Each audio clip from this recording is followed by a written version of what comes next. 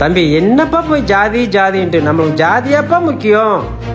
என்னப்பா ஆச்சு? சத்யா தண்ணி கொண்டு வாமா தம்பிக்கு. இதோ வரேன்ப்பா. தம்பி நான் சொன்னதெல்லாம் ஞாபகம் இருக்குப்பா. சரிங்க தலைவரே.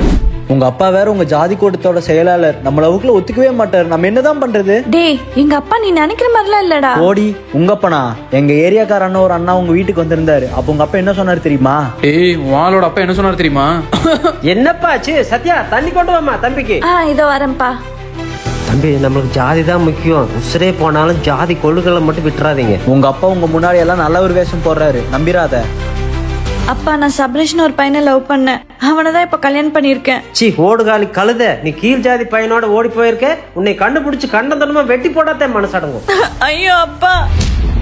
ஏய் ஓடுகாலி நாயே, உன்னை கொல்லாம விட மாட்டேன். அப்பா வேணாம்ப்பா. ஏய் அப்பா விடுங்கப்பா அப்பா. யோ நீலாம் ஒரு அப்பனா? பெத்த பிள்ளையே ஜாதி வேறல கொல்லுன்னு நினைக்கிற?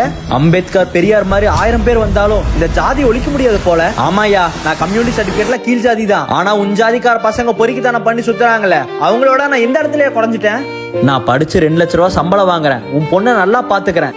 பெத்தப்பனா இதெல்லாம் உனக்கு பாத்துக்க தோணாதுல்ல? உன் உடம்புல ஓடுற அதே ரத்தம் தான் என் உடம்புலயே ஓடுது. இன்னி எங்களை தொந்தரவு பண்ண அவ அப்பன்னு கூட பார்க்க மாட்டேன், பொழந்து தள்ளிடுவேன். நீ வாமா.